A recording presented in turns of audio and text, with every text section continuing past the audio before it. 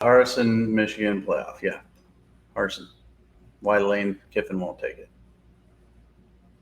All right, welcome back to Mike Farrell Sports Talk. My name is Adam, and as always, Mike Farrell joins me for another edition. Mike, luckily, not a lot going on in college football these days. Yeah, nothing. Pretty boring. Nothing going on. Nothing really. Let's talk about. I don't know what we'll talk about, Mike. Let's start here, though. The long national nightmare has come to an end. One Bryan Harsin was relieved of his duties. That's my favorite way to tell somebody you're fired. By the way, we're relieving you of your duties. One of my favorite ways. But Bryan Harsin relieved of his duties, no longer coaching the Auburn Tigers.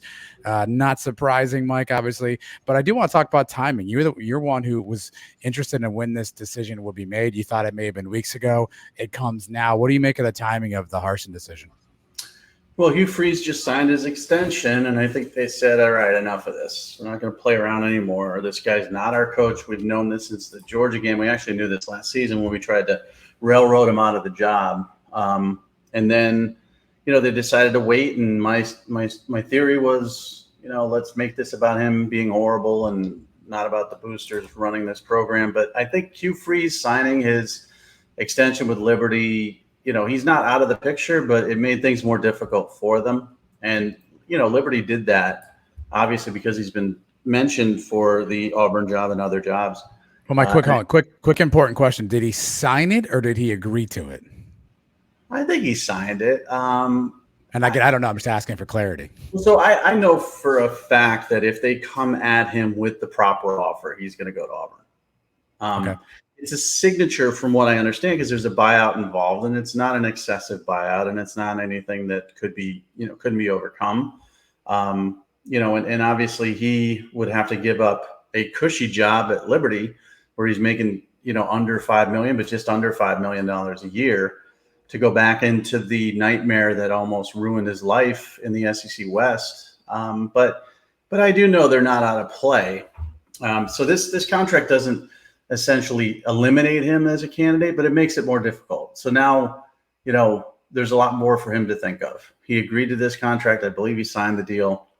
And now he would have to go back on his word to a program that gave him, a chance after all the scandal that he had at Ole Miss. It would be a difficult decision for him.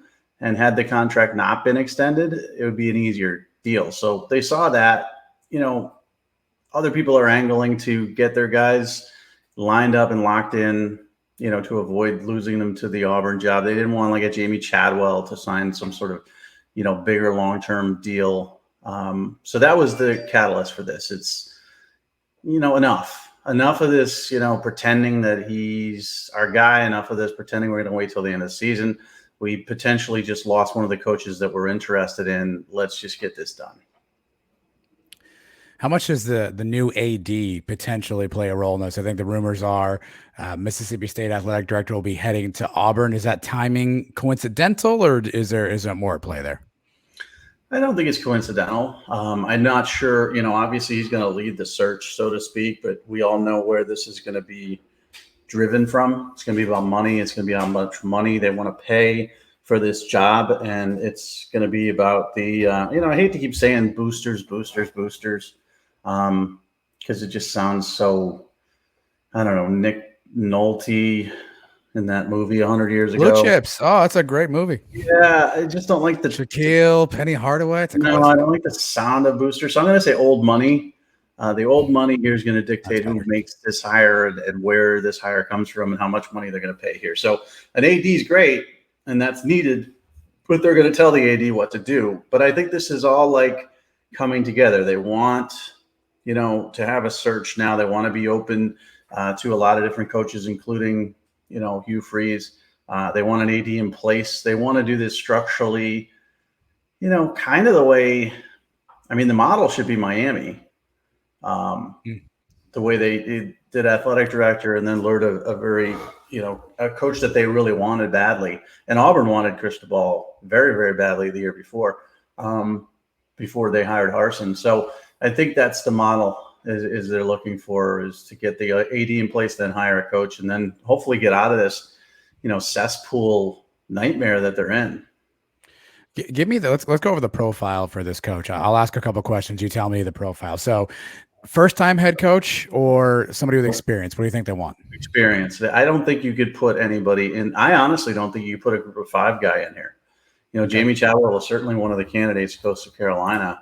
But, you know, Kenny Dillingham's been mentioned, the offense coordinator at Oregon, who was at Auburn before. Jeff Levy's been mentioned. I don't think you could put anybody in here who hasn't run a program and a Power 5 program at that. And also, I think that person has to either have experience in the SEC West. You know, Lane Kiffin, of course, is the first target that they want. But, you know, maybe, I don't know. There's a couple other names out there, Hugh Freeze being one of them, of course, or has built the program like Matt Rule did, you know, at Baylor from a disaster. But no assistant coach, no coordinator hire, honestly, no group of 5. No head coach group of 5, correct? Not in your opinion. I don't think so. I mean, they could. I don't think it's the right Sure. call. I don't think you put a guy in there, you know, and throw him to the wolves that way. I mean, look what happened to Harsin, who was a group of 5 coach. Now, he's a fish out of water. He was an odd hire. He had no geographical ties to the area. Nobody really wanted that hire to be made. But, you know, it's just a big, big leap into that SEC West, which is just a shark tank. So you do think this person has to have some SEC experience? Not SEC, but some experience. So, you know, Matt Rule, I'm not eliminating because he doesn't have SEC experience. You know, Baylor Big 12 and Temple was group of 5 before that. But he pulled the program out of the dumpster, you know, and really did the most amazing job ever. So he's the exception to the rule. Bill O'Brien, you know, is a potential possibility. And he was a Big 10 guy. You know, he's got SEC experience as a coordinator now, but I don't think that's a hard and fast rule. I think it's preferable, but it's going to be hard to find somebody that you really want. There's 2 names in the SEC, you know, Lane Kiffin and Hugh Freeze. Hugh Freeze is not in the SEC, but he has that experience. Those are really the only 2 names I can think of that have prior SEC experience that they could lure. Offense or defense? Okay, I think offense. You know, last cycle was a very interesting cycle to me because it was a good mix of offense and defense. But, you know, Dan Lanning's having success at Oregon, Marcus Freeman not having as much success at Notre Dame, although they're starting to turn it around with the win over Syracuse. You know, Brent Venables, not as much success at Oklahoma as expected. I think we're living in an offensive world, and I think you need an offensive coach here. What's the prevailing character trait this person needs to have? Is it, and you can only pick one because I know all are important. Is it great X's and O's? Is it, you know, great assistant coaching hires, just leadership program? Is it recruiting? What's the top line that this candidate needs to have? Swagger. Okay. Balls in a wheelbarrow, because that's what you need to be able to do to come in here and be successful. Yeah, I know Gene Chizik sort of fell into success from Iowa State. You know, Cam Newton certainly helped, and Gus Malzahn was a big part of that. Gus Malzahn came in from Arkansas State, but he had SEC experience, especially at Auburn. They had success. Gus Malzahn was up and down, and they tried to run him out for the last 5 years. You know, Chizik he was booed at the airport. They didn't even want him. He just fell into a national championship, but then he was gone a couple of years after that. You need someone who's got that swagger that, you know, X's and O's are important, recruiting is important, but it's someone who's impervious to all this garbage. Someone who can deal with this level of micromanagement, this level of scrutiny and questioning every 2 seconds, who can handle being the number 2 guy in the state to Saban, who can handle recruiting battles in the Southeast and have that swagger. So I would say it's all about balls here. You know, you got to have big ones to take the Auburn job and be successful. So it feels like you just described Lane Kiffin, but I know you don't think that he is the fit or the guy for this job. No, I don't think he wants the job. And then this is no, you know, there's no sources on this. There's no inside information on this. This is just, you know, sort of knowing the culture at Auburn, knowing Lane Kiffin, knowing what he wants. Like, he's been mentioned in many jobs. Obviously, he jumped from Tennessee to USC, had to rehab his career, you know, found a good place at Ole Miss, is comfortable there. But he was he was interested in a couple jobs last year, LSU mainly coming into mind. There were jobs I think he would have jumped for. That being said, I think there's jobs out there that could come open in the future that he would be more interested in, whether it's, could he be the successor to Nick Saban? He absolutely could. I don't know when. Could he take over at LSU if Brian Kelly flames out in a couple of years? Yeah, he could. Could he take over at Texas A&M next year for Jimbo? Maybe, if they come up with the money to get rid of him. These are all better, more attractive jobs to him. To me, this is a sideways move. And I know Auburn fans get very upset when I say that, because there's a recruiting advantage, in their minds to being in Alabama, bordering on Georgia and Florida, right there. Whereas Ole Miss is Mississippi, you got to win battles on the road. But there's a recruiting disadvantage too, because there's a guy named Nick Saban who gets all the good in-state players, and who has that lockdown as lockdown can get. You may lose a battle here and there to a Clemson, different culture. Auburn may win one or two here and there. But honestly, this has become, it's not as bad, but it's similar to Georgia Tech. And it's not as bad, so don't freak out and, But Georgia Tech gets one battle, one every few years. Auburn gets one battle, one every year, one or two battles, but not real big ones. So I just don't think he wants to step into that mess. Why? You got things going well at Ole Miss. You can use this to get an extension, get more money if that's what you're looking for, and you can sort of just hang out and see what other jobs are out there that you might be interested in. Auburn's not the job to jump into. It's a potential career ruiner if you're Lane Kiffin.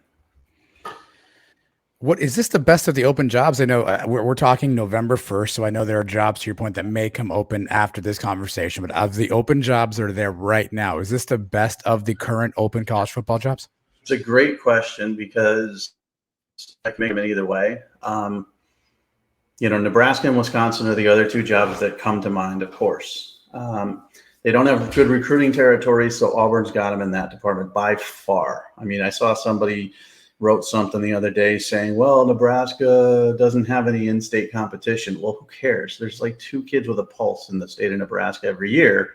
So it doesn't matter if you have in-state competition. There's nobody in state, and there's nobody in the states bordering Nebraska. And the same could be said for Wisconsin, a little bit more talent.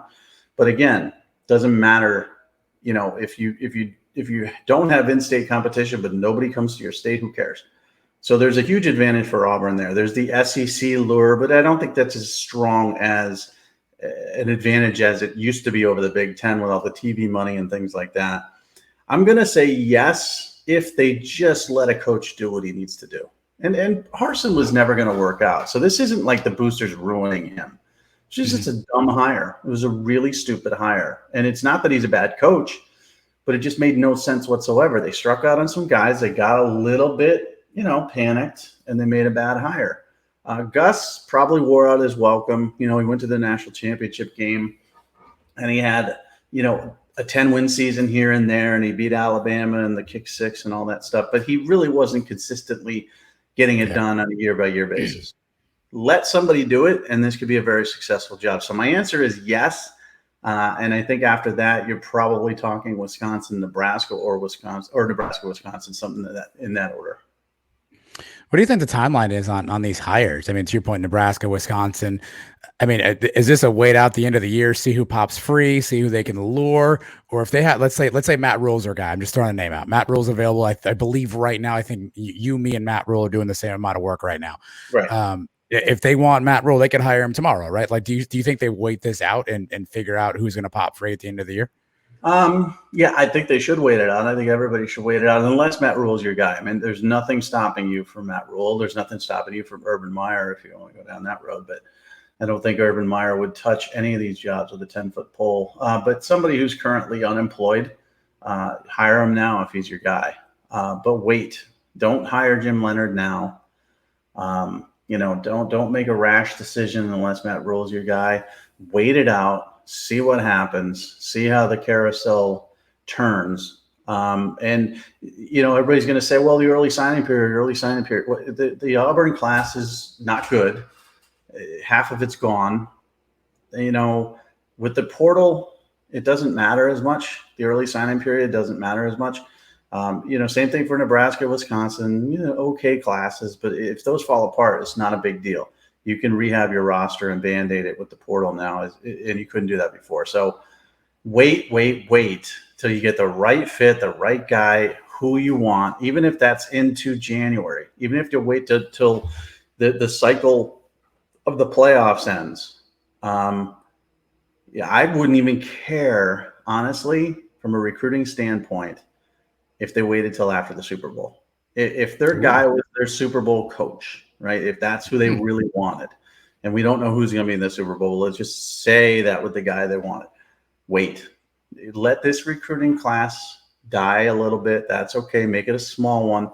Get the right guy, the right fit, more than worry about, a few 3- and 4-star kids who may or may not sign with you. I'm not connecting this guy to the Auburn job, but you brought something up I'm curious about. Is there a current NFL coach that you think would come back to college? Does the name Cliff Kingsbury have any cachet? Like, is there a current NFL coach you think could come back to the NFL? I don't come back think to college? No, I don't think so. Not that I could think of. I mean, Cliff Kingsbury somehow, he fooled everybody. I don't know how. He's fallen ass backwards into a bunch of money for no good reason. And that's what happens to handsome human beings, right? These are pretty people. Trust me, I know, Mike. I know. Yeah, you fall upwards all the time, you handsome people. Texas Tech, he wasn't good. He's at USC for a cup of coffee, and then he's hired as the Arizona Cardinals head coach, and then they draft Kyler Murray, and the things have been a disaster there. They absolutely suck, I think. They seem like they hate each other too, by the way. Cliff and Kyler. Well, Kyler Murray hates everybody, so it's not just Cliff Kingsbury. Not Call of Duty. And Kyler Murray is a hateable human being, so I can get that. But they're 3-5; they're in last place in their division, and he got an extension. He got even more money, and then they give Kyler Murray this ridiculous amount of money. I don't think Cliff Kingsbury is attractive at all to anybody. Ladies disagree, Mike. Come on. Well, yeah, the ladies, but and again, if he came back, I could see him going to a lower end Power 5 school, having the NFL experience and all that stuff. But no, Auburn, no. Let's take college NFL really quickly. I saw this circulating on social media during, I think it was the Steelers-Eagles game this weekend. I may have that wrong. Tony Romo was on the call, and he made a comment on that broadcast. It's now on social media about Josh Heupel's offense, and Josh Heupel being a guy NFL teams should absolutely and will absolutely look at for next year. Do you see is that a viable path in your mind, Josh Heupel to the NFL? It is. This happens with successful coaches that usually have some sort of ties to the NFL. We've had Harbaugh rumors forever, but Brian Kelly flirted with the Philadelphia Eagles when he was at Notre Dame. And, you hear about Lincoln Riley with the Cowboys every year, actually. It happens when you're successful. The only person it doesn't really happen to is Nick Saban, because he's been there, done that, and it didn't work out, and he knows. Josh Heupel, I think, is happy at Tennessee for sure. I think they're going to throw a ton of money at him, more extension, guaranteed contract, all this. These, and I won't say it's a mistake with him, but the Mel Tucker mistake, the Jimbo Fisher mistake, it's going to happen with guaranteed money with Josh Heupel. So they're going to make him very happy. Now, the lure of the pros is you don't have to deal with NIL, you don't have to deal with the portal, you don't have to deal with recruiting, you don't have to deal with any of that crap. The job is honestly 10 times easier than a college football's job, a coach's job. So yeah, if somebody wants to throw on more money, let's say somebody wants to throw Josh Heupel, $10 million a year to come to, I'm trying to think of a team that sucks that needs a coach. Carolina is a good fit. Yeah, that's a good one. Or Houston Texans, or just somebody who wants a new coach, Detroit Lions, with a great offensive mind, with a great offensive system. I think he's going to be attractive, but I don't see him going anywhere. I don't see him, the only thing I think he would ever consider leaving Tennessee for, honestly, would be the Oklahoma job down the road. But there's so many hurt feelings there, though, after he got canned as the OC. I mean, I guess some of that regime has changed over, but I wonder about the hurt feelings. You never stop. You just don't. You don't stop loving the team you loved and you played for and grew up on. You don't stop. And I'm not saying he would do that, but I'm saying that would be more attractive to me, I think, than the NFL. I don't see him leaving. Now, again, I could certainly see the temptation for any coach to jump. And I think it's probably why Harbaugh wanted to get the Vikings job last year, which turned out pretty good that they didn't hire him because they're 6-1. Because there's just so much nonsense to deal with, and we're going to segue into nonsense in college that you don't have to deal with. You have a situation where you get the tunnel situation, Michigan State, which we're going to talk about. You have the situation in the NFL where Quay Walker touches another human being. He's ejected from the game. He's fined a ton of money, his own money, and he's probably going to be, I don't know if he's going to be suspended further, but I'll tell you what, it's not going to happen again. Whereas now in college football, what you got to send us a real, you got to be very punitive, but you have trouble doing that, because nobody wants to be punitive in college football, it seems. I mean, Jermaine Burton, we saw a different angle of that. I mean, there's no fear. He was just getting sort of bumped into a little bit. He got pissed and he pushed a girl. No suspension, no nothing. And this, 4 suspended at Michigan State is garbage. So there's a lot to deal with at the college level that you don't have to deal with the NFL, not just NIL, not just the portal, not just recruiting, but also that garbage. So it'd be very attractive to me, but I don't think Heupel's the guy to jump. All right, well, coaching stuff's fun to talk about. It's fun to play chess piece, fantasy football type stuff. Mike, you already mentioned this next story. Not as much fun to talk about. Michigan State. There was an altercation in the tunnel. There's been multiple video angles released. All of them show certainly a really tough scene to watch as you kind of see the fracas break out there, Mike. Jim Harbaugh took to the podium on Monday and essentially called this an assault and, mentioned what he suspects will happen next. I know some of the kids on Michigan have already kind of lawyered up a little bit. This whole thing is just a sad situation. I don't even really know where to start. Your reaction to just this overall scenario and at least the response you've seen so far from Michigan and Michigan State and I guess potentially the NCAA. Well, I mean, everybody's saying what they have to say and all that stuff, but the actions aren't really following up with what I saw. Now, again, when I talked about the Jermaine Burton situation, we talked about it in a row, and I just mentioned it again. I was very clear in saying this isn't a Ray Rice situation. This isn't a Joe Mixon situation. This is kind of a nothing burger overall, but still a message needs to be sent, and a very strong one. Keep your hands off other people. Doesn't matter if fans are storming the field or whatever. The same thing needs to be sent here, but this is a little bit more of a situation and a serious situation, because if 10 students jump 2 others outside the library, on campus, they would be dismissed, whether they're scholarship, math students or chess players or what. Sure. Doesn't matter. Gone. So because they're football players, what are we going to do? We're going to suspend 4 of them when there were clearly twice that many involved. And I've seen the video evidence. And then, it's indefinite suspensions. And they're going to come back and probably suspend them for a game or 2. And then they're probably going to say, anger management and all this other garbage. What needs to be done here is not words. I don't care about Twitter statements. I don't care about press conference statements. I don't care about Michigan State's president saying all the right things. I don't care that Jim Harbaugh is saying that this is criminal. I don't care about any of that stuff. What I care about is the result. Boot these guys off the team immediately. Dismiss them. Get rid of their scholarships and send a message to the next knuckleheads that this isn't what's going to happen. And the thing that really kind of disturbed me the most about it, the culture at Michigan State. Mel Tucker's supposed to be a no-nonsense guy. The culture's supposed to be good there. Even with transfers coming in, they won 11 games last year. Culturally, I only saw a couple of kids in that video holding other kids back. Yeah. Couple maybe a stretch, Mike. I mean, there's one for sure. There's one for sure. I saw a second one making the attempt. Yeah. But there's one.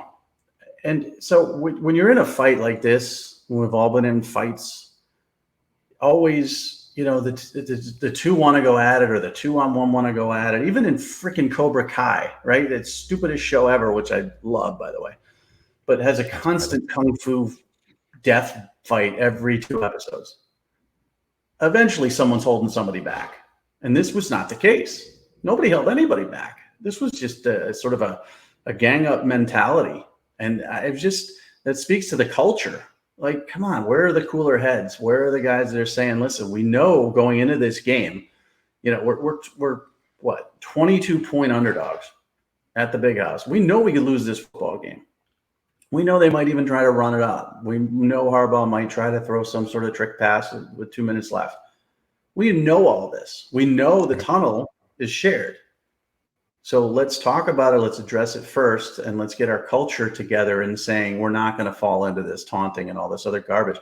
And it wasn't there, and that's kind of disturbing. That's why I say, listen, you want to hit somebody, hit the coach. You suspend the coach for a couple games, and you hit him in the wallet. I can guarantee you the next time his team's leaving the field, they're going to be doing it in a proper order. What happens next, Mike? I mean, obviously we're still kind of waiting. Whose ball is this court in, or whose court is this ball in? I guess a better way to say that. Like, what happens next here?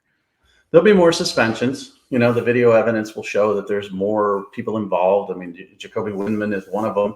That it's clear. I've seen Zapruder-like film of him, putting his helmet on and throwing 3 punches. There's who haven't been suspended that are on video clearly trying to hurt the other person. The Michigan players. There will be more suspensions. There will be criminal charges. Those criminal charges probably won't lead to anything major, maybe community service or something like that. There will be civil suits, probably against Michigan State, against players, perhaps even against their own university. Because Michigan honestly didn't really do anything to protect these kids either, because they don't have a policy for going into the tunnel. These 2 kids kind of entered the tunnel by themselves. If you notice the video, Michigan State's leaving, Michigan's on the field, but these 2 guys entered the tunnel and then were attacked. But really, because there's no rhyme or reason to how this works, because Jim Harbaugh doesn't have some sort of rule, and we saw this with Penn State. I mean, at halftime, James Franklin was whiny about it, but he was right. It's going to happen again because there's no protocol that says, win or lose, they're going in first. We're going to wait 5 minutes. We're going to wave to the crowd. We're going to sing our alma mater. We're going to do whatever to make sure that we're not near them when they go in the tunnel. None of that was done, so they could sue their own university as well for not protecting them. But that's where we're headed. We're headed into civil and legal issues. I don't think anything severe, but Michigan State will come back probably by the time you watch this and suspend a few more players or make an example of 1 or 2 guys and kick them off the team. But it's mainly because of public pressure. They saw the video. There's no more videos to see. Harbaugh and Tucker and everybody saw as many angles as humanly possible by Monday. Here it is Tuesday, and we still got 4 suspensions. There'll be more, but it's not because they feel it's the right thing to do. It's because public pressure will get to them. Yeah, there's going to be a kid swinging a helmet, Mike. You saw that version. There was definitely a kid swing. I mean, again, to your point, if you and I go walk the street and I have a football helmet and we come across somebody and I whack him in the head with it, like I got some serious issues that are going to come my way. Yeah, I've got some issues. Yeah, I don't get to just walk around and decide. One of my good friends is an enforcement at a Division III level. Okay, Division III college, and not just for football, but Division III football. And a lot of the football players get into knucklehead situations and get in trouble, whether it's, drunken party or even COVID violations, which are still a thing. That's D3. And I asked him, and he said, Mike, this wouldn't even be a question. They would look at the video. They would bring these kids in. Doesn't matter if they're football players or not. They would kick them out of school immediately. And that also protects the university a little bit because they've taken punitive action. It probably solves a little bit of the lawsuit side of things and the criminal charges. This needed to be handled immediately, like immediately. Second this came out, you have to look at it to make swift, decisive action. Then maybe you don't get criminal charges pressed. Maybe you don't get as much civil lawsuit talk. Maybe you feel vindicated that an apology is not enough, as Harbaugh said. Action was taken, and they didn't do it, and they're still dragging their feet. and they get what they deserve, because that's not the way to run a football program or a university. And Michigan State's just like, I don't know. It's an ongoing investigation. I don't know. We're going to do more stuff. No, decisive action. If a D3 school would make decisive action, how on earth is a Power 5 program not making decisive action? Yeah, it's a pretty crappy story to have to talk through in an overall, fun college football weekend. But that's kind of where we are, Mike. Full transparency, you and I are talking on Tuesday afternoon. At this point in time, the college football playoff rankings have not been released. So Mike and I have no inside information. It's not like we're recording this after the fact and we're going to show you that we're geniuses. This is mid-afternoon on Tuesday. We are still about 5 hours before this list is public. But we're going to tell you what the list is now. Mike and I have done some extensive research. By that, I mean about 2.5 seconds before we hit record on what we think the top 6 will be here, Mike. So do you want me to go first? I'll give you mine. Do you want to give me yours? Do you want to go one at a time? How do you want to work this?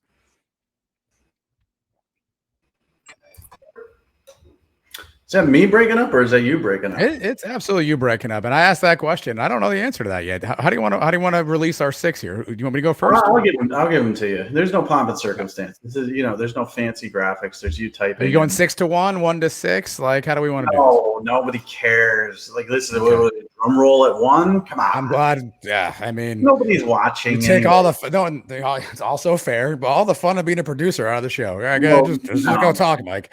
Whatever. Fun. I think this is fun. You got a problem. Tennessee's number 1. I agree. There cannot be any debate here, simply because the polls aren't supposed to come into play here. The preseason polls are not supposed to come into play, right? This is supposed to be objectively a college football playoff based on the weeks of action we've seen. The reason Tennessee's not number 1 in the country is because these dumb polls have these dumb preseason, and you can't knock a Georgia down because they didn't lose, or Ohio State down because they didn't lose. But you look at the body of work, it's Tennessee number 1. So you agree with that? We're on the same page. They have the best win so far, right? They have the best win so far in Alabama. Yes. Yep. Number 2 is Georgia. Agree. And you'd be like, what? People be like, oh my God, they're playing this weekend. Why would you? Whatever. They have the second best win, which is Oregon, which didn't look good at the beginning, but now Oregon's a really freaking good football team, and Bo Nix is a really good freaking football player, and they beat the pants off of them.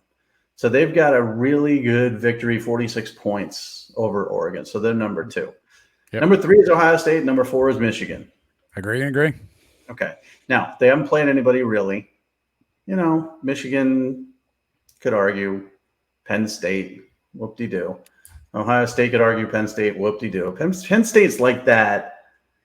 In boxing, back in my day. Wow. When you came off a loss, or you had you were out of boxing for a year or so, or for whatever reason, you had what we call the tomato can opponent. You would some guy, his record's 18-3, he looks, and you would be able to knock him out in 2 rounds and look good. That's Penn State. They're a tomato can. So I don't think they really count because they can't beat anybody in the top 10 or top 5. But they're undefeated, and it's really hard to be an undefeated football team. People are like, "Whoa, Ryan Day. Why would you have Ryan Day up there in your Big Ten top coaches? You need to be in the idiots. He was born on third base." It's hard to be undefeated. Guess how many undefeated teams we have? Not many. And Ohio State is. So they deserve being number 3. Michigan deserves being number 4. And they'll play each other and figure that out. Number 5, and this is kind of easy, this whole thing. I mean, Clemson's number 5. Clemson, yep. Right? And then TCU is number 6. I don't think there's any debate here. I don't think this is a big dramatic reveal because Clemson, again, they've got some okay wins, but they've been exposed a little bit. The Wake Forest win doesn't look as good now. Louisville beating the crap out of them. Florida State's come back to earth. NC State without Leary is not NC State. Syracuse, Notre Dame beat them, so they're not that good. But still some solid victories of those teams that were in the top 25 at the time. And then TCU, some solid wins and comeback wins against Oklahoma State and Kansas State, who I think are both very good football teams. Well, it wasn't a comeback win. Well, it was a comeback win against Kansas State, but Oklahoma State kind of looks Oklahoma State kind of looks bad now that Kansas State absolutely bludgeoned them, and Kansas State lost to Tulane before or whatever. So again, not great resume, but undefeated. You deserve it. You're in the top 6. And then after that, obviously you got Alabama and Oregon and, UCLA and Ole Miss and the rest, but it doesn't matter. Let's just stop for a second, Mike, because here's what just happened. Somebody's driving in their car right now. They heard you announce your version of the top 6. Right. They did not hear Alabama there, and they drove off the road because that's just a foreign thing. Hopefully you're okay, by the way, if you drove off the road. Get back on the road, be okay. Alabama not pictured in the top 6. Has that ever happened? Have they ever not been in the first release of the college football playoff poll? We'd have to do some research. We have no staff for that, by the way. But do you think the committee's really going to do that? I'm going to say no. Because if you think of all their losses in the past, I mean, they've been mid-season losses or late-season losses, and the rare times they didn't make the playoff, it was because of late-season losses for the most part. So I'm going to say no. And this is what's funny, that the AP Top 25 has them number 6, and the coaches poll has them number 6. They shouldn't be number 6, but that's because of the preseason polls, is because nobody thought TCU was going to be any good, and it took TCU forever to get up this high. But TCU should be there. But if anybody's driving off the road, surprised that Alabama's not in here, they deserve to drive off the road, because Alabama is it's not Alabama, man. I mean, you lost to Tennessee. You gave up 50 freaking points. Texas A&M sucks. We see that more and more every week, and you almost lost to them. They had a chance to win on the last play. You beat Mississippi State, but you always do. Who knows if you're going to beat LSU at LSU, and LSU's an average football team, to be honest. Alabama's not the same, and they could still make the playoffs. So here's the funny thing about this 6. You got 2 of them playing this weekend. Is it better to win or to lose? And it sounds like a stupid question, right? But it does. Is it better to win or to lose? Because let's say you lose, and then you really are going to run the table after that. I mean, I would say it's worse for Georgia, obviously. Because Tennessee already has that. The ESPN got you again, Mike. I can hear the ESPN got you again. Tennessee already has that win over, Alabama, so that's kind of helpful. But let's say, Georgia loses. This is kind of an eliminator game for them, because Tennessee's probably going to run the table. Tennessee's going to be in the SEC championship game, either with a rematch of Alabama or with somebody else, and they're in. Georgia loses, they're probably out. But let's say you're Tennessee and you lose, and Georgia goes on to win the East, and they go on to play Alabama, and Alabama croaks them in the championship game. Does Tennessee get in even with a loss straight up to Georgia because they beat Alabama? I mean, what we saw the rare advantage of Ohio State in 2016 not being in the championship game and being put in. Is there a possibility for one of these two teams to be shut out of the championship game and still be put in? I think Tennessee has that chance, even if they lose. I think it's more interesting for Michigan State or Ohio State, right? Because if when those two play, obviously the winner stays in that top 4, the loser goes out, and they don't get it. And they don't get a chance to get back in, right? Like they have no other game at that point. So that's where that one's more a de facto playoff game. So in that one, I wouldn't want to be the loser. At that one, I want to be the winner. But those first two, to your point, absolutely, yeah. Yeah, I mean, this is intriguing because, again, Tennessee could lose this game and still get in the playoff. I don't think Georgia can. I really don't. I think, if they lose, obviously Tennessee's, got the SEC East, barring any surprise. I mean, people thought Kentucky was going to give Tennessee a tough game, but that was a joke. They got Missouri, South Carolina, and Vanderbilt. I mean, they could probably win those 3 games in their sleep. So Tennessee wins this game. They're going undefeated, which is amazing to even say out loud and consider.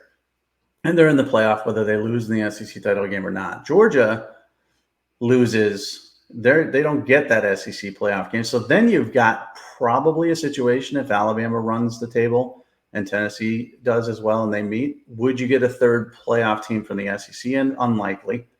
So I think Georgia has to win. But if I'm Tennessee and I lose this game, I still got a lot of hope.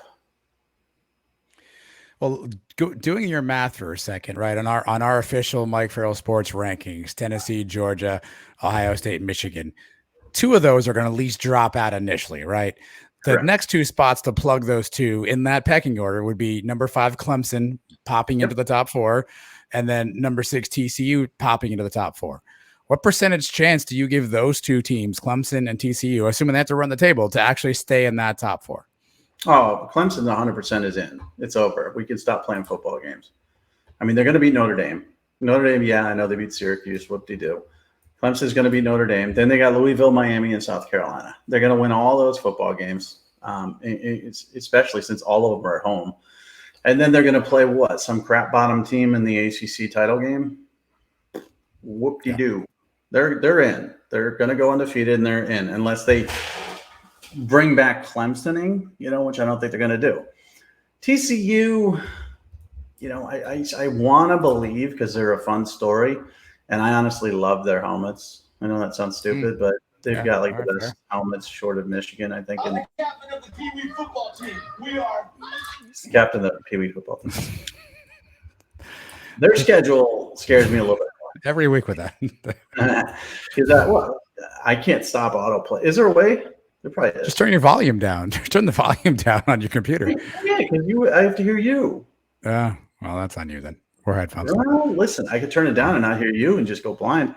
They're at Texas. They're at Baylor. They're home versus Iowa State. I mean, these aren't games that. I mean, they on paper win these games. Texas is weird. Baylor's been bad, and Iowa State is Iowa State. I mean, they've lost 4 straight, and Texas Tech shouldn't beat them. But then they get into the, Big 12 championship game, which right now would probably be, I believe, Kansas State. It's not fun. They beat them, but it's definitely a difficult football game, and I don't think their two quarterbacks will be knocked out of that game like it were in the first matchup. So I think TCU is a tougher path. But yeah, all things being equal, if Georgia, let's say our top 2, like Georgia loses, let's kick them out. Let's say Michigan loses, let's kick them out. So, you get Tennessee and Ohio State in, and it's got to be Clemson and TCU if they run the table. There's always a team, Mike, in that 11, 10, 9, 8 range that somehow sneaks its way up there by the time it's all said and done. Tell me why it's not Oregon. The only reason I would say it's not Oregon. What commercial is worse, Fansville or the one where the guy says he woke up feeling the cheesiest, coach? Like, which one of those two do you hate? The cheesiest is probably worse. I like the Fansville ones, to be honest with you. I actually think it's funny with the fansplaining. The coaches carousel is kind of funny to me. The transfer portal one's kind of funny to me. Brian Bosworth's actually good as the sheriff with the goalpost. Yeah, I think they're okay. I think they're not horrible. They were worse, before. And then remember they had that guy for a long time, which those are pretty funny. But no, it's definitely Cheez-Its. I mean, because that commercial's been around for 5 years. Can we get a new? I don't know what the ad budget is at Cheez-It Inc. But maybe they could spring. I don't know. One freaking commercial. So the only reason I hesitate with Oregon is because of the schedule. I don't know if there's enough marquee wins for them to move up. You get Utah, which is peaking at the right time, but a 2-loss team, and then Oregon State, and then you assume USC in the title game. I don't know if that's enough to really move up that far, especially when you've got Pac-12, the anti-Pac-12 bias. And teams in the SEC. Now, this is the thing, if Georgia, if Tennessee is in there, and we mentioned Tennessee and Ohio State, and we mentioned Clemson. So how do you not have 2 SEC teams in there? Yeah, that's the tricky part. So if there's a 1-loss team, Oregon's not going to get the shake that Alabama gets or Ole Miss gets or whoever ends up, even Georgia. Down the stretch. So I just don't think they can be it. I think they're going to win all these games. I think they're peaking at the right time. I just don't think there's enough quality wins there for them. So in your mind, then there's only if I'm hearing your math correctly, you've only got 5 or 6 teams with a legit shot to actually make that Final Four. Yeah, it's different. I mean, remember, I think it was last year we were down to 4 undefeated teams. Mm-hmm. And Cincinnati had to run the table to get in, and they did. So it wasn't super dramatic last year either. And I don't think it's super dramatic this year. I think people like drama. I think they want drama. I think we're going to see some crazy things. I mean, we all know in college football, Georgia and Tennessee are going to play and yada, yada, Michigan, Ohio State are going to play. But if one of those four teams or two of those four teams loses a game they're not supposed to lose, it wouldn't be a stunner. So there will be some surprises. It's not as simple as I make it, but right now it is. I mean, if you talk about control your own destiny, Georgia and Tennessee, I believe, control their own destiny. Michigan and Ohio State control their own destiny. So there's two spots. Clemson controls their own destiny, and so does TCU. And that's where it stands. Other teams don't. They need help. Let's look ahead to this weekend. Like, obviously, the rankings will be out on Tuesday. A couple of good marquee games this weekend. Obviously, we know Georgia, Tennessee. That one's going to be a huge one. But how are you prioritizing the rest of these contests? You have Alabama and LSU, which again, 7:00 night game. You have Clemson, Notre Dame also playing. How do you sort of prioritize which games you're going to watch here? Because those are some other sneaky contests that are playing on Saturday. Well, I think the Alabama LSU is obviously a very intriguing game, and it's at 7, and then Clemson Notre Dame is at 7:30. A lot of flipping back and forth, but I'm going to be focused on the Alabama LSU game more. So can LSU win that game? They can, not the way they're playing currently, though. Okay. And by that I mean, so mobile quarterbacks give Alabama a little bit of trouble. Hendon Hooker did a lot with his feet in that game, and historically they've had trouble with guys that can move around. And Jaden Daniels is as mobile as they get, and he's been such a great dual threat quarterback. But I don't think they have the running game. That's what concerns me about them. You have to balance it. Jaden Daniels can't be your only running back. He's their leading rusher by 250 yards. They've got nobody else that's really consistent when it comes to the rushing attack. If he's bottled up and you make him a pocket passer, he's been very smart and good. But he's also only thrown, 236 passes. He's got 12 touchdowns. He hasn't been forced to throw the ball 40 times a game. If you do that, they're going to get crushed. So I worry about their ability to be balanced. And I also worry a little bit about their playmakers. I mean, Kayshon Boutte is supposed to be one of the best wide receivers and having a horrible year. Malik Neighbors, Brian Thomas are good players. Mason Taylor is a very, very athletic tight end. But none of these guys are having like marquee takeover games. Now, on the flip side, Alabama doesn't have that either, but they've got Gibbs. They just have a much better opportunity, I believe, to win this football game because of the balance. Yeah, they're almost a 2-touchdown favorite right now. They're -13. Alabama is at this point. They have not been covering, though. I will tell you that. From a gambling standpoint, they have not been covering consistently because they're always – I mean, obviously, you go back to the Texas game. They were favored by 1 billion points. That didn't work out. Texas A&M, they were favored by 20-plus points. That didn't work out. That's a good song, Dr. Pepper Zero Sugar song. I like that one. They just haven't been covering. So, being favored by 13, it's a night game in Death Valley. That changes a lot of it. But Alabama's pretty much had their way with LSU short of the 2019 season. So I would expect them to win. I don't know if I'd expect them to cover, though. I think this could be a 10-point win. All right, let's wind down this edition of the Mike Farrell Sports Talk Show. What's got you pissed off, Mike? Usually each week there's something that's just got you all kinds of knotted up. What is that this week? Fans, just idiot fans. Okay, honestly, you can't defend Jermaine Burton. Thanks for listening, by the way. ESPN ticker in the background. Yeah. I love it. I'm just telling you can't defend Jermaine Burton, but there's so many Alabama fans that came out of the woodwork defending him, because he's Alabama and Nick Saban did the right thing and he knows better, blah, blah, blah, blah, blah. I'm sorry. It's indefensible. You just can't put your hands on somebody in that case.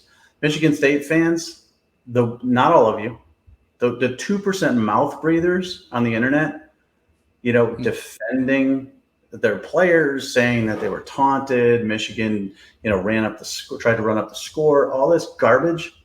You're idiots. You don't even deserve to have a Twitter account. You don't even deserve to have a computer, much less anything else. You're complete morons. I get fans. I get the loyalty to your program. I get this, that, the other. But there's just no defending these actions. I wrote an article, saying that these guys should be dismissed, blah, blah, blah. Some idiot chimed in and said, 0 research done. Nice job, clown. What research do I need to do? Can you, I'll ask you, what research do I need to do here? I mean, do I have to dig into what was said to these players? What am I missing here? Yeah, I mean, if this is a serious question, the only thing I would say, and that's the thing, nothing, very few things would allow that reaction to be okay. Very few things said verbally would make somebody swinging a helmet at somebody an okay reaction. I can think of like maybe 1 to 2.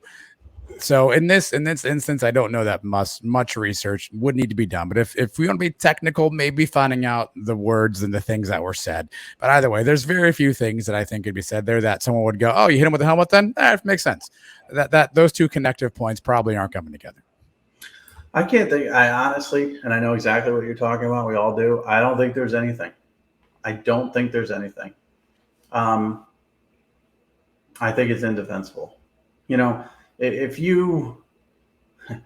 somebody kills your child, then yeah, try to kill them. If you come home and some guy's sleeping with your wife, maybe you lose your mind and you try to kill him. Words, no. Yeah. It's actions, okay? It's actions that cause a visceral reaction like that. This goes back to Myles Garrett, accusing what's his name, Mason Rudolph. Yeah. Using a racial slur, which was found to be apparently untrue. You still hit him in the head with your helmet. Like, we've all been called things, and some things are much worse to be called than other things. I understand that, but it's not helmet hitting. It's not a helmet hitting allowance. I wish it was, honestly. I wish the people who called me names on Twitter and social media were right in front of me, and I was allowed to take one of my helmets and whack them across the head as hard as I could. I wish. That'd be great. It would be helpful for society overall, honestly, because you get less of these people, online and functioning. But that's not the way the world works. So it's indefensible. There's no research to be done. I'm sorry. And same with Jermaine Burton. It's like, oh, maybe she said something to him. We don't know what she said, or, he was scared, all that stuff. No, just keep your hands off other people, period. On the football field, it's your job to tackle people. Off the football field, get the frick to your locker room, lick your wounds if you lost, celebrate if you won. Just stay away from each other and don't do any of this nonsense. So no excuse whatsoever. I'm glad you're not too pissed off about it. I'm pissed off about that because you know what? It's like college football. I love college football. And listen, writing about this garbage gets more attention than anything, right? If I write a column about Jermaine Burton or Michigan State, everybody clicks on it. Everybody clicks on it. And it's not what I want to be writing about or talking about. I want to be talking about Georgia versus Tennessee, But negativity drives the market, and that's fine. Negativity of Bryan Harsin getting fired and a new coach, I don't have a problem with people wanting to hear about that. But I am forced to write about my thoughts on Michigan State and Michigan because they created this problem. That doesn't make me a victim, but it takes away from the sport itself. And we get some pretty good games this weekend. I was watching Get Up or some garbage show this morning on ESPN. Yeah, and they had Dinich, what's her name? Heather Dinich, yeah. And Paul Feinbaum on there, and it was more coverage about Michigan State, Michigan in the tunnel than it was about Georgia, Tennessee playing, and more about the college football reveal tonight, playoff reveal. It's just, it angers me simply because we're all being forced to pay attention to morons, and I don't really like that. Maybe I shouldn't be angry about it, but I am angry about dumb fans. Dumb fans telling me that Brent Venables is going to be better than Lincoln Riley. He's not. That's wrong. Well, hey, they said it at the beginning of the season. We're better off. No, Lincoln Riley left you, at the altar, and you got Brent Venables, Okay, coach, starting to right the ship a little bit, but you're not better. Oh, Brian Kelly, screw him. No, you're not better off. Marcus Freeman's not a better coach. So shut your trap and see what happens. Now, maybe Marcus Freeman goes 8-0 and we're all like, whoa, but Ty Dillingham did that too, and it didn't really work out. And same with Charlie Weiss. Maybe Brian Kelly falls on his face at LSU. Maybe Lincoln Riley sucks at USC. But guess what? None of these things have happened. So shut your head, you idiot fans, you 2% fan idiots. Take your medicine if you're Michigan State. Mea culpa. Get rid of these kids and teach the next kids that come in. Don't put your hands on anybody, or I'm going to kick you out too.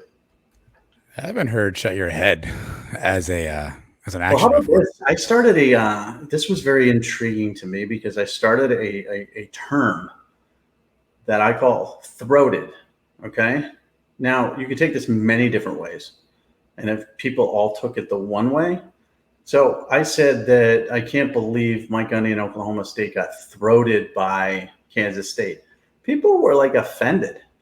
Do they have to jump to the offensive portion of things? Can it mean multiple things?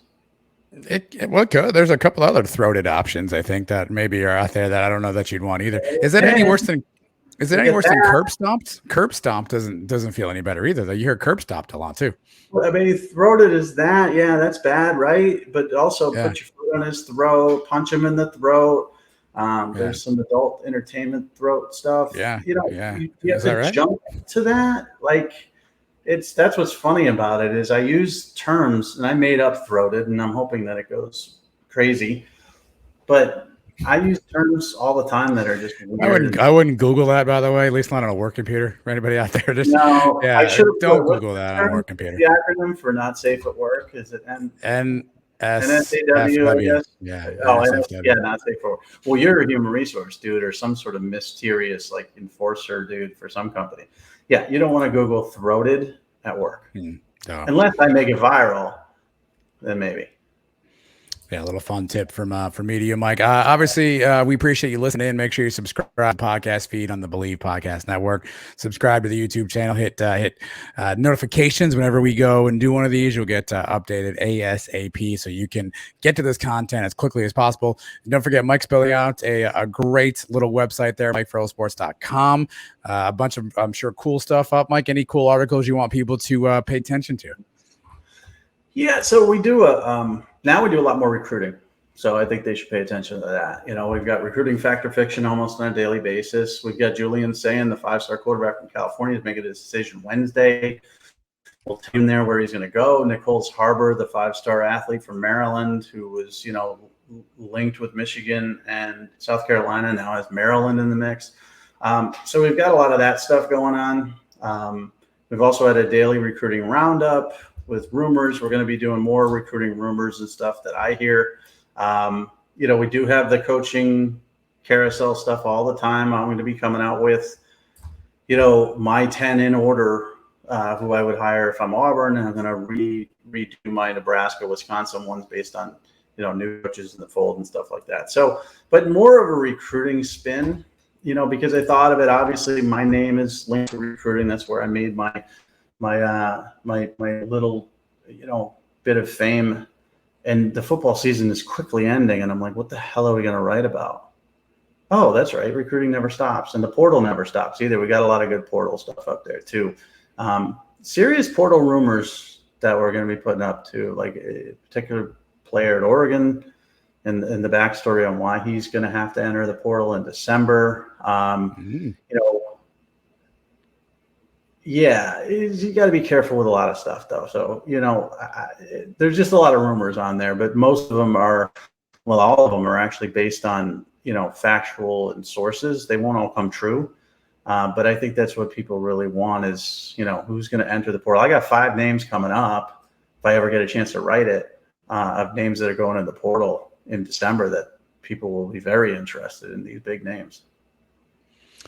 Well, then I would bookmark MikeFarrellSports.com, make it a place that you check out on a daily basis to catch up with all that stuff. Again, we'll be back probably sometime next week to bless your eardrums again with another edition of this show. Until then, everybody, enjoy college football this week, and let's see what happens and follow us along the journey. We'll talk to you soon.